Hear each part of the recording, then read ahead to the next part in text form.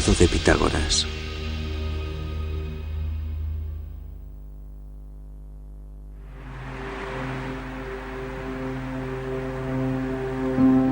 En mitad del maravilloso mar Mediterráneo se encuentra Samos, una pequeña y pintoresca isla salpicada de estructuras misteriosas. El macizo de Ámpelos alcanza los 266 metros de altura sobre el nivel del mar. Escondido entre estas montañas un túnel clandestino, cavado hace 2500 años por un pueblo ancestral. Este túnel, que tiene una longitud de 1036 metros, fue tallado de la dura piedra caliza. A pesar de que fue perforado cuando la tecnología tuneladora era inexistente, se creó como una línea recta casi perfecta. El primer túnel de la historia de estas características. Yo lo considero una proeza extraordinaria porque no tenían instrumentos topográficos, no tenían perforadoras, así que todo esto fue cincelado a mano. Y si vamos al túnel y miramos dentro, podemos darnos cuenta de lo realmente asombrosa que es esta obra de ingeniería. ¿Cómo es posible que una gente de hace 2 milenios supiese hacer un túnel lineal excavando un agujero en dos extremos opuestos de una montaña? Esta es la historia secreta del triángulo rectángulo, contada por un recóndito túnel griego de tiempos antiguos. Los triángulos de Samos.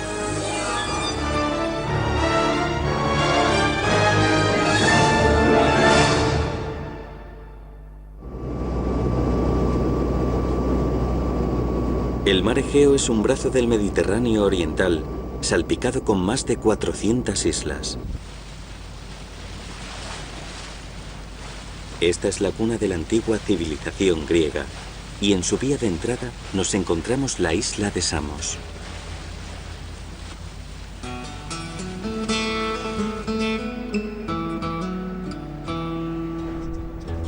Samos es en la actualidad uno de los lugares preferidos por los griegos para pasar el verano, una isla afamada por su abundante y delicioso pescado.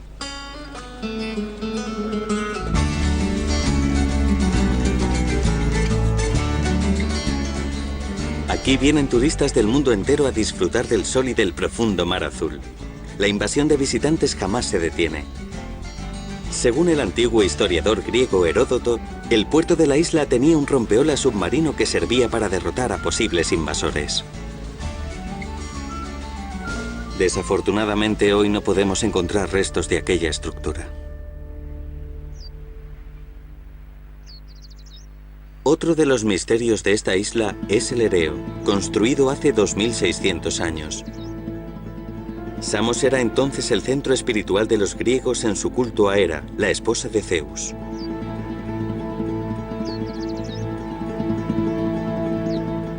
Fue el tirano Polícrates el que construyó esta gigantesca estructura en Samos.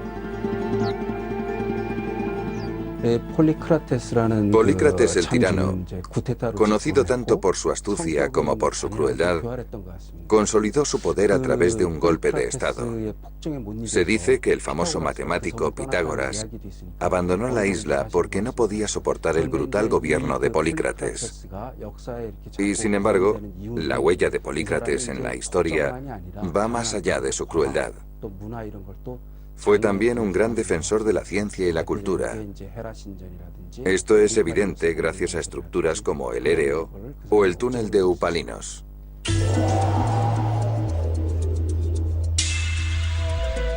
Por aquel entonces, el Mediterráneo era la ruta comercial principal para conectar 3 continentes, el sur de Europa, Asia Occidental y el norte de África.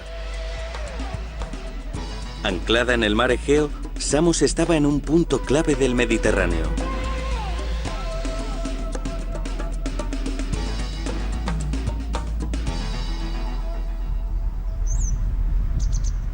Sus altas montañas convertían a la isla en algo así como una fortaleza natural.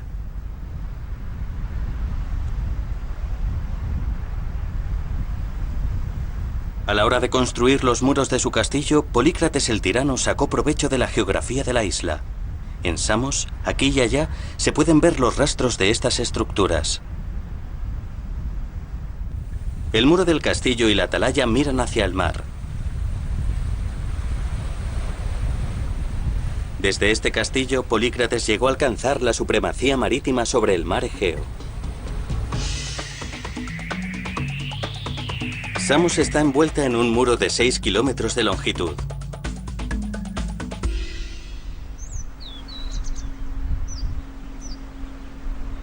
Aquí se pueden encontrar 3 de las maravillas que descubrió el antiguo historiador Heródoto. El muro del castillo nos lleva a una sigilosa entrada que nos conduce bajo tierra.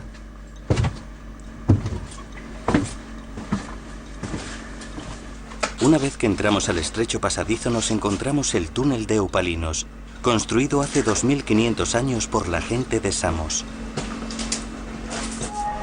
Con una altura y una anchura de 2 metros, es evidente que fue realizado por manos humanas.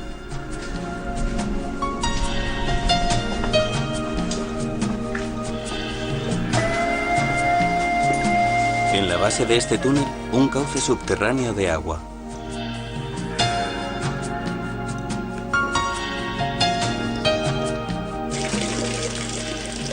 El agua fluye a lo largo de este conducto durante 1 kilómetro hasta llegar al castillo.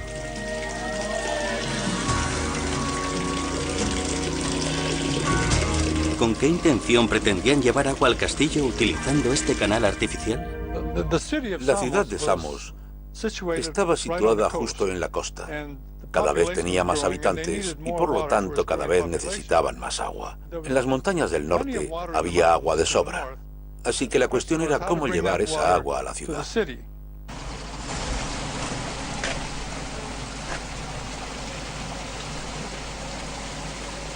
Pero para transportar agua desde el húmedo norte de la isla, tenían que superar un obstáculo importante. Justo a mitad de su camino se encontraba el macizo de Ampelos, un farallón de 266 metros de altura. Esta rocosa colina causó considerable inquietud y estrés a Polícrates.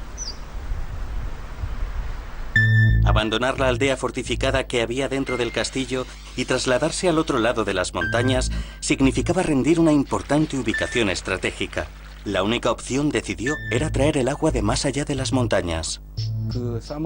La isla de Samos, en su época de mayor apogeo como centro comercial, fue objetivo de incontables intentos de invasión. Y en momentos de invasión es muy importante tener una fuente de agua. Si te quedas sin agua potable, no tienes otra opción que rendirte.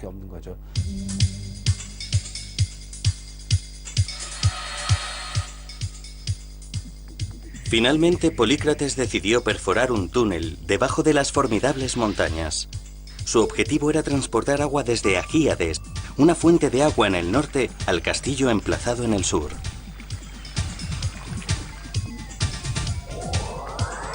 El túnel acabaría teniendo una longitud de 1036 metros.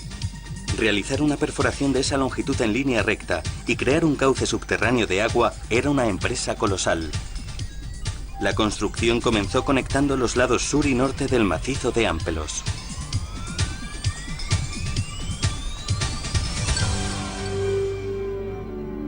Y sin embargo no queda constancia escrita de que el túnel fuese construido hace 2500 años por el pueblo de Samos. Podemos encontrar algunas pistas, no obstante, en las técnicas de medición utilizadas en Egipto.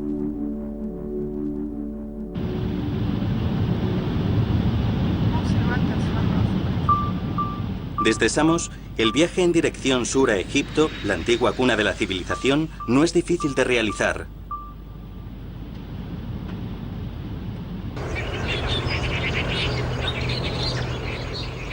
Los ríos proporcionan un baluarte para el asentamiento, dándole al ser humano la oportunidad de pasar de una vida de nómada basada en la caza a la de una civilización basada en la agricultura. El río Nilo atraviesa uno de los desiertos más grandes del mundo, infundiendo vida a la civilización en la que se convertiría Egipto. Entonces y ahora, la vida de los egipcios dependía en gran medida del Nilo. La riada anual del río Nilo traía sedimentos de la cuenca alta del río, arrastrándolos río abajo hasta transportar tierra fértil a esta tierra baldía y convertirla en un centro agrícola.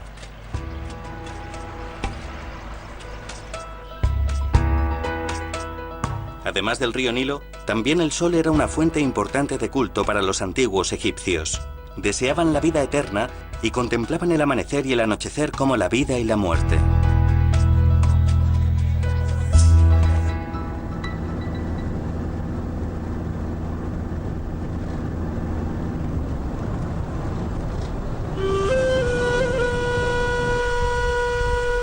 En las orillas del Alto Nilo, Luxor, parte de Tebas, la capital del antiguo Egipto. En árabe la palabra Luxor significa muchos castillos. Luxor hace 3500 años era una gigantesca megalópolis, según se dice, hogar de 10 millones de personas. Esta era una tierra para los dioses creada por personas. Los escritos y relieves encontrados en la zona representan los deseos más preciados del pueblo egipcio.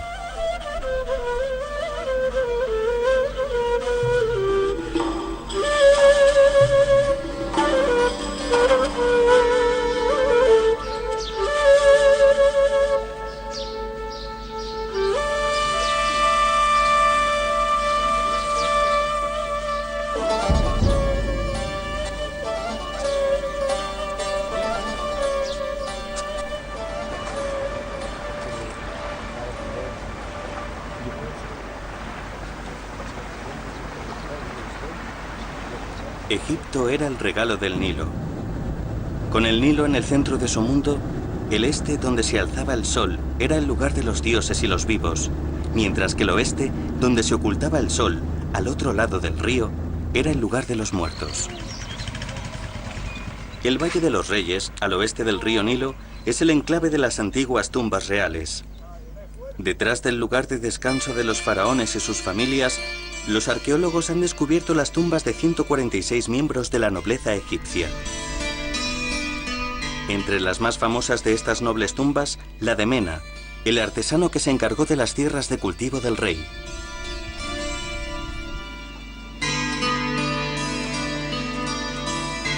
Su tumba está repleta de murales que describen su vida.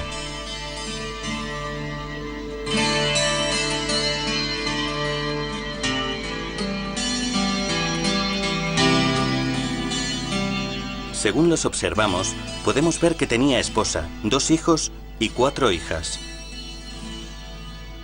La vida de Mena es la típica de un noble egipcio.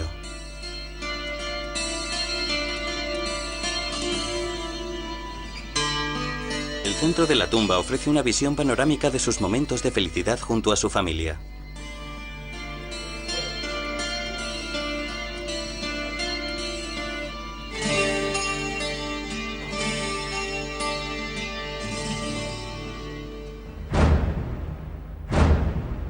La parte interior de la tumba está realizada en forma de T, al igual que otras tumbas de miembros de la nobleza. Como aristócrata egipcio, la vida de Mena era una de abundancia. El mural que retrata a gente pescando en el río Nilo, en un barco hecho de papiro, parece animado y lleno de vida. La obra llega incluso a describir detalladamente la forma en la que Mena se encomendó a Osiris después de su muerte.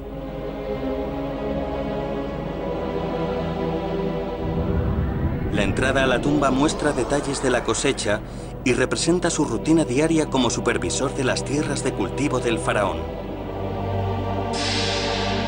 El cultivo comienza con el arado de la tierra y la siembra de semillas. Una vez que el trigo ha crecido, 3 agricultores lo siegan con hoces y cargan con la recompensa. Cuando se cansan, se refugian bajo la sombra de un árbol. Mientras sus bueyes trillan el trigo con sus pisadas, los agricultores separan el grano de la barcia. Ya anciano, Mena observa la escena y escribe algo.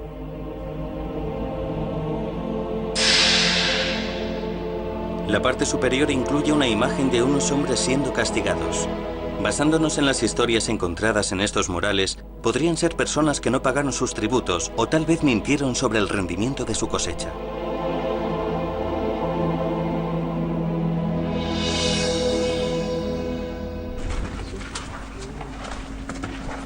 Otro punto que llama la atención son los 3 esclavos y una cuarta persona tirando de una cuerda.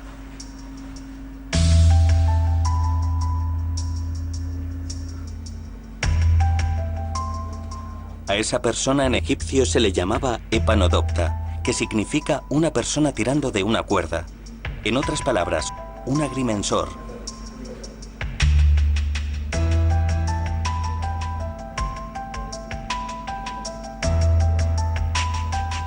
En aquellos días, la cuerda era la herramienta más importante del agrimensor.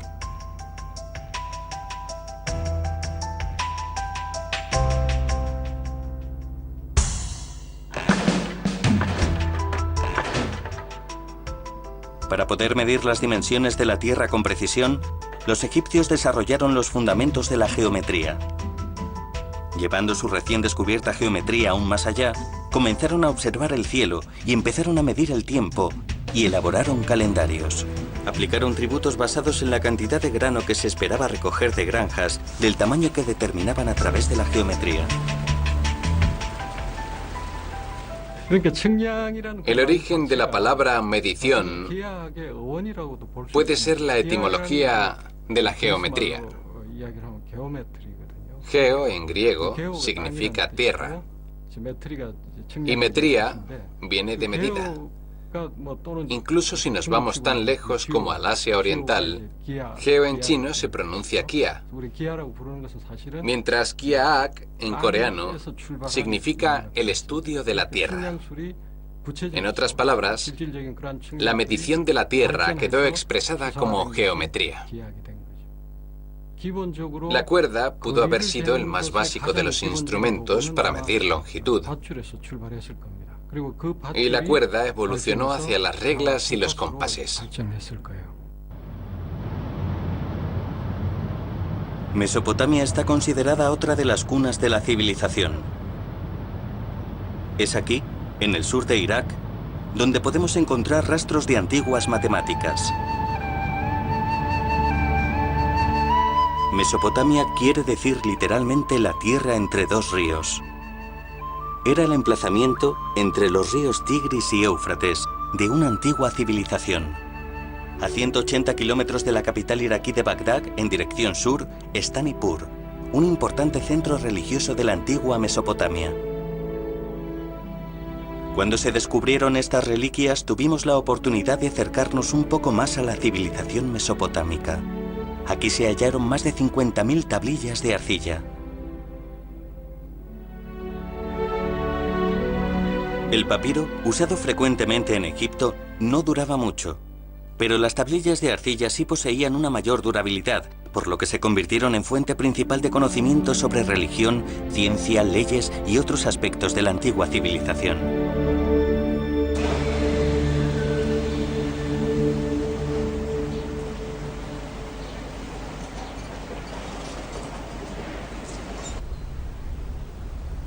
La Universidad de Yale en Estados Unidos hospeda varias tablillas de arcilla que contienen información sobre antiguas matemáticas.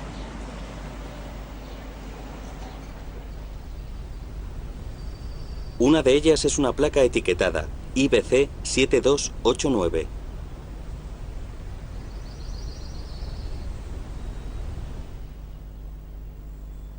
El profesor Christopher Agnanostekis está especializado en la investigación de las matemáticas de la antigua Babilonia y siente un interés especial por averiguar cómo midieron los antiguos babilonios la longitud de un segmento en una figura que forma parte del IBC 7289. Esta tablilla de arcilla fue utilizada por los babilonios como cuaderno de matemáticas hace 3700 años. Representa la longitud exacta de una línea diagonal a través de un cuadrado con una longitud de lado de 1. ¿Cuál era el propósito de esta información? Yo creo que formaba parte de la educación general. Al igual que hoy en día, se supone que debes saber algo de matemáticas. Pero no todo el mundo tenía que aprenderse esto. Eran básicamente los escribas, la gente que escribía cosas, que llevaba contabilidades y gente implicada en el comercio.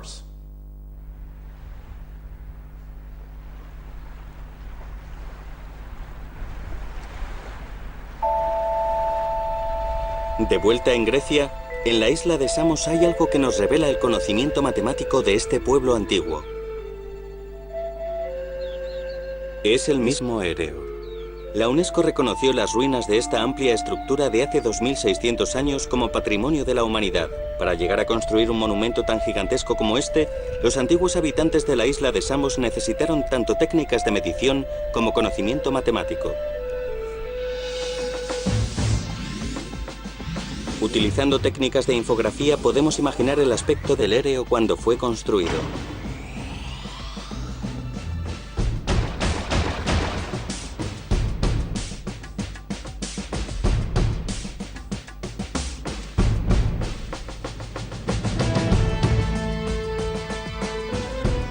La forma tan segura en la que construyeron una estructura tan enorme como esta, utilizando únicamente columnas y vigas transversales, es un misterio.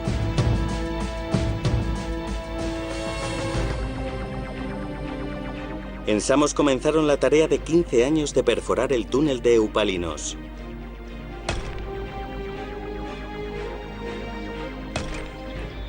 Era una época muy anterior a la invención de los equipos tuneladores. El esfuerzo entero dependía de cinceles y manos humanas. Se dibujaron los planos. La idea era comenzar en ambos lados de la montaña.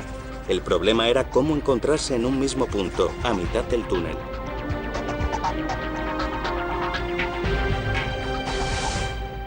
Bueno, nadie está muy seguro de cómo lo hicieron. Una de las suposiciones es que lo consiguieron utilizando el método de Herón. Si trabajas con el método de Herón, se necesita muy poca geometría. Tienes que conocer el concepto de semejanza de los triángulos rectángulos y un método preciso de construir ángulos rectos. Para crear un túnel comenzando en ambos extremos, utilizaron el concepto de semejanza de triángulos rectángulos. ¿Qué sabía este pueblo antiguo sobre los triángulos rectángulos? Triángulos con un ángulo de 90 grados.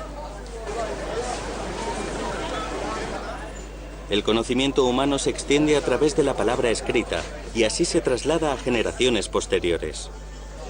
El papel que lleva la palabra escrita viaja a través del tiempo y su pasajero es el conocimiento. Existe de hecho una pequeña parte de un papiro que milagrosamente ha viajado a través del tiempo. En 1858, Henry Rind, un coleccionista de antigüedades, compró un rollo de papiro en Tebas, Egipto.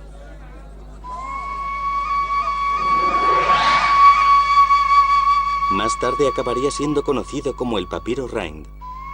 Este antiguo papiro, que se calcula puede tener 3.600 años, es el libro de matemáticas más antiguo jamás escrito y hoy forma parte de la colección del Museo Británico. El papiro es una planta juncácea que crece en las pantanosas aguas a orillas del río Nilo. Los antiguos egipcios cultivaban papiro para confeccionar una especie de papel, también llamado papiro.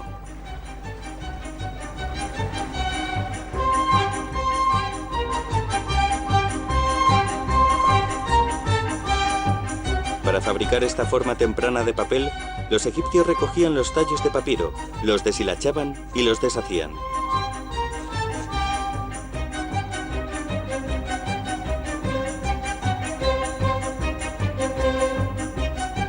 Poco a poco juntaban los tallos unos junto a otros en una cuadrícula y los martilleaban hasta esparcirlos uniformemente.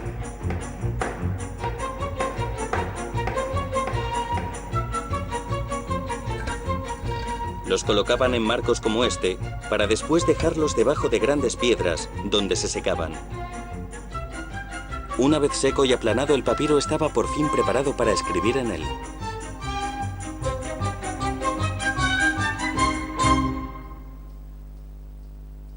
En este papiro registraron los egipcios todo su conocimiento.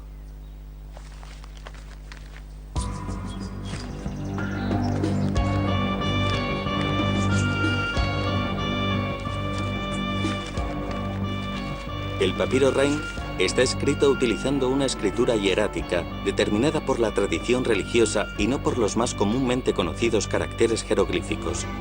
El escrito comienza diciendo: esto está copiado de un libro de matemáticas escrito hace 2 siglos por el escriba Ames.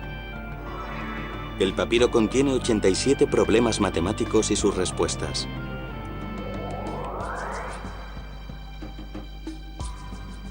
La pregunta 51 trata sobre la medición del tamaño de un área triangular de tierra. Para medir el tamaño de un triángulo isósceles, el documento indica que primero hay que dividirlo en 2 triángulos rectángulos. Posteriormente se desplaza uno de los triángulos rectángulos resultantes hasta crear un rectángulo. Hace 3.800 años ya había gente que sabía esto. Se puede medir el área de cualquier triángulo dividiéndolo en dos triángulos rectángulos. Un triángulo rectángulo te ofrece casi toda la información que puedas necesitar sobre triángulos. ¿Qué motivaba a este pueblo antiguo a entender los triángulos? ¿Qué planeaban hacer?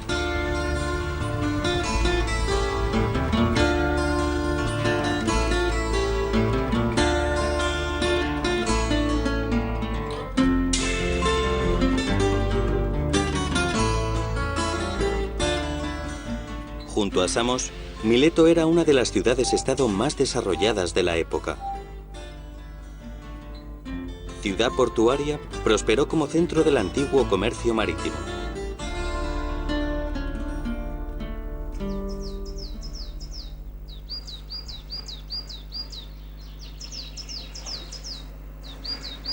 Pero este antiguo y floreciente puerto ha dejado de ser una ciudad portuaria. El sedimento del río Menderes fluyendo hacia el mar Egeo fue cubriendo gradualmente el suelo del fondo marino situado junto al puerto, convirtiéndolo en totalmente inservible. Sin su puerto, Mileto ha dejado de ser la antigua gran ciudad que llegó a ser.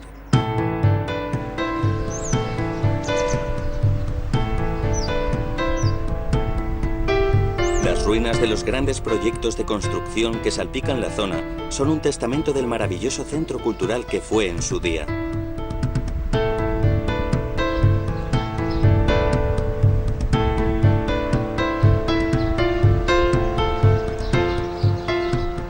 Como centro de comercio del mar Egeo, Mileto disfrutó de riqueza y prosperidad. Al mismo tiempo, también se convirtió en un centro para el conocimiento y el estudio.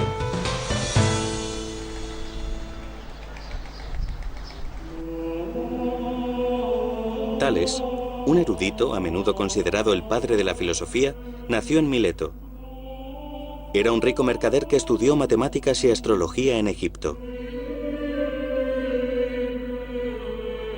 Cuando en el año 585 a.C. predijo un eclipse solar, la gente se quedó atónita.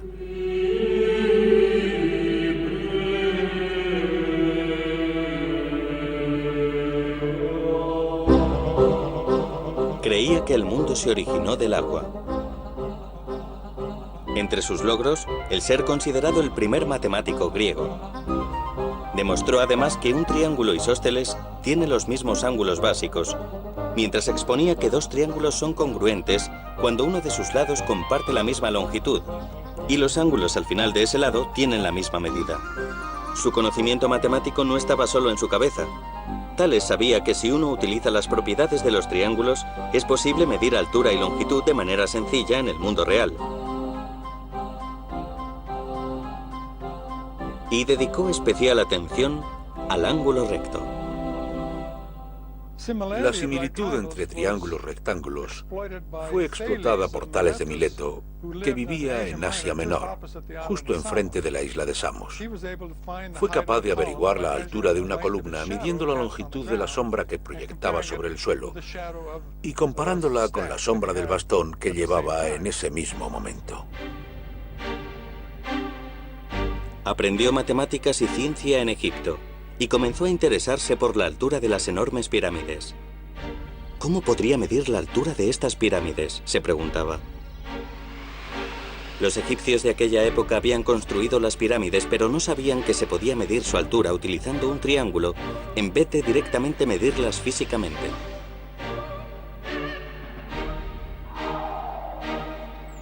Pero Tales fue capaz de medir la altura de las pirámides utilizando la longitud de su sombra. Utilizó un palo. Dibujó un triángulo en el que un lado era un bastón que salía perpendicularmente del suelo junto a su sombra. A continuación midió la longitud de la sombra de la pirámide y averiguó su altura.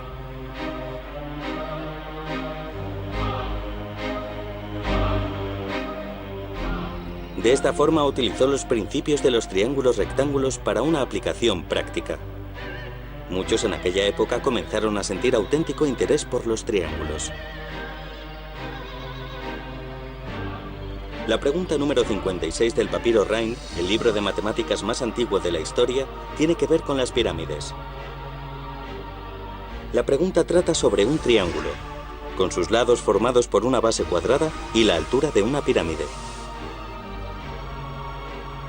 Si transformamos la escritura cursiva en jeroglífica, se leería así.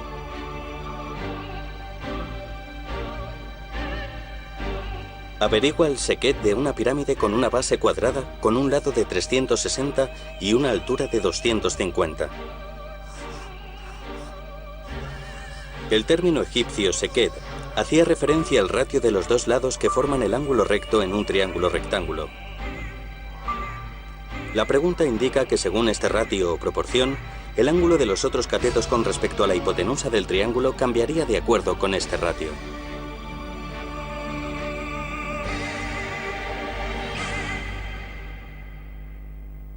Bueno, las bases de las pirámides egipcias son cuadrados, así que ahí se utilizan ángulos rectos. Y evidentemente las caras son triangulares. Así que los triángulos juegan un papel fundamental en la construcción de las pirámides.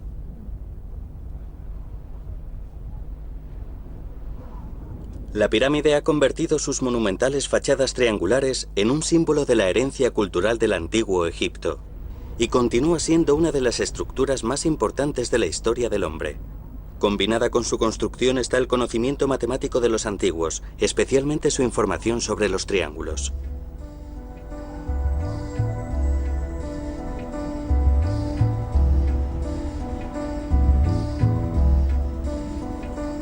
En cierto modo, el conocimiento del triángulo se convirtió en la matemática que forjó la civilización. Y también en la sabiduría de la vida diaria, tan suficientemente importante y suficientemente esencial, que se ha mantenido con el paso de los siglos.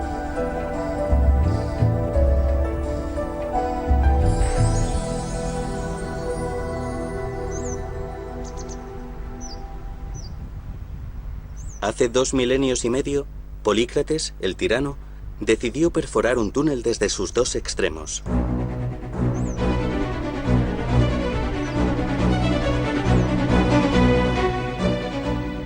No existen datos que indiquen cómo decidieron su dirección o su altura desde cualquiera de los lados. Y sin embargo era una línea casi perfectamente recta, una increíble proeza de ingeniería. Entonces, ¿cómo lo hicieron posible?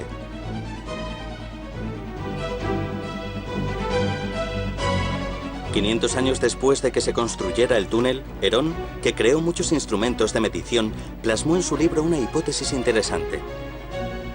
Para mantener el mismo nivel, al perforar un túnel recto, utilizaron ángulos rectos. Comenzando en el extremo norte del túnel y manteniendo el mismo nivel, si nos movemos solo en ángulos rectos mientras circundamos el lado occidental de las montañas, podemos averiguar cuánto nos hemos movido hacia el oeste y hacia el sur desde el punto de partida.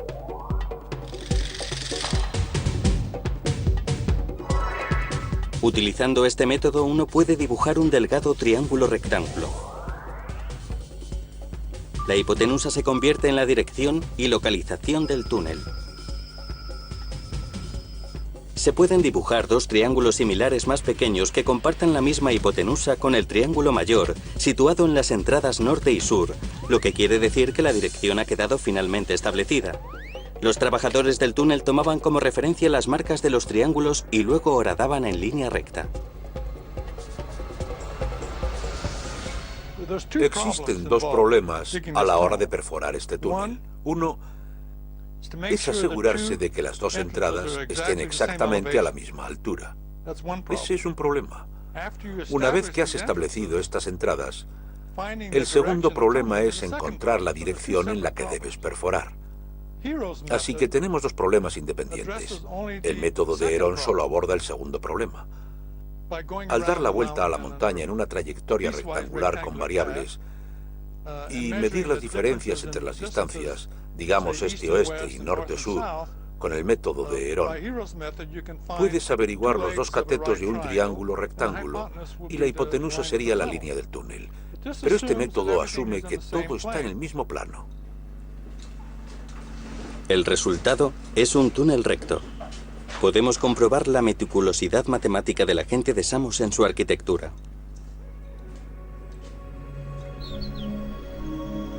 Cuando observamos el templo Ereo de la isla, encontramos en las formas de las rocas los rastros de triángulos rectángulos utilizados para la construcción de estructuras. El Ereo era 4 veces mayor que el Partenón. El secreto reside en las habilidades matemáticas de la gente de Samos y su destreza para dar forma a las rocas.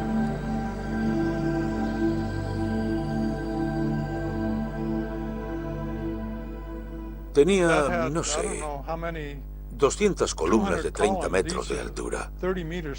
Y no solo en Samos. También se construyeron templos semejantes en Asia Menor, Éfeso y otros lugares. Así que los griegos eran arquitectos extremadamente hábiles a la hora de diseñar estos magníficos templos.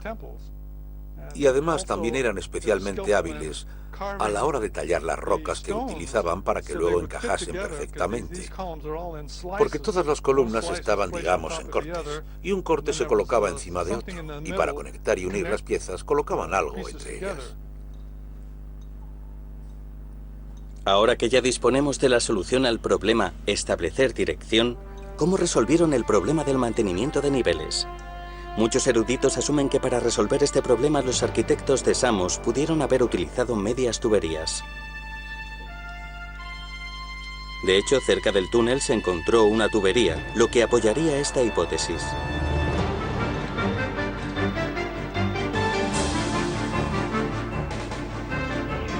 El túnel era un cauce subterráneo de agua. Mantener un nivel de profundidad consistente para asegurarse de que el agua llegaba a la fortificación sur era muy importante.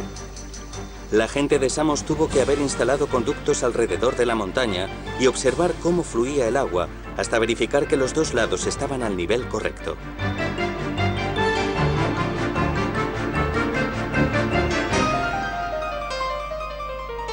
Incluso para los estándares modernos, el punto de encuentro a medio camino de este túnel es bastante exacto. Pero antes de encontrarse en la mitad, la gente que estaba cavando desde el norte realizó un giro a la izquierda. ¿Cuál fue la razón de este cambio direccional?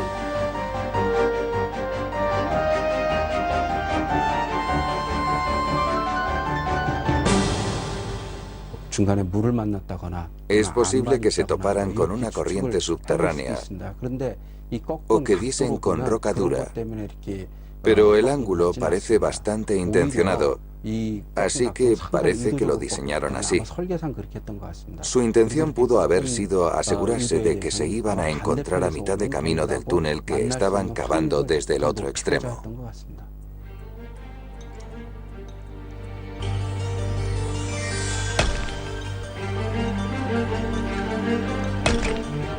«15 años después de comenzar el túnel, los trabajadores por fin pudieron oír los martillos y cinceles del extremo opuesto. La diferencia de profundidad del lado norte al lado sur es de tan solo 60 centímetros. La gente que estaba cavando por el lado sur habría visto las rodillas de los trabajadores del lado norte. El túnel estaba por fin terminado. Lo más parecido en tiempos modernos sería el túnel del Canal de la Mancha, que fue perforado desde ambos extremos para acabar encontrándose en medio. Pero evidentemente tenían todo tipo de equipos modernos y fueron muy precisos. El hecho de que estos antiguos habitantes de la isla de Samos cavasen desde los dos extremos y se encontraran en el medio es verdaderamente increíble. Demuestra que tenían bastante destreza y bastante sentido común. Sabían lo que hacían, a pesar de no necesitar mucha matemática. En la ciudad portuaria de la isla de Samos hay una estatua de Pitágoras. Es un monumento esculpido en bronce con la forma de un triángulo rectángulo, con el propio matemático formando uno de los lados. El matemático es el insigne Pitágoras, que daría nombre al teorema de Pitágoras.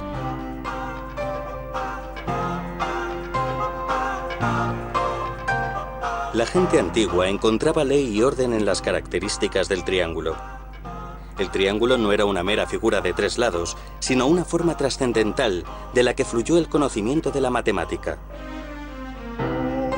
Y cuando finalmente indujo el teorema de Pitágoras, uno de los descubrimientos matemáticos más importantes de la historia, fue como si ante ellos se hubiese abierto un nuevo mundo.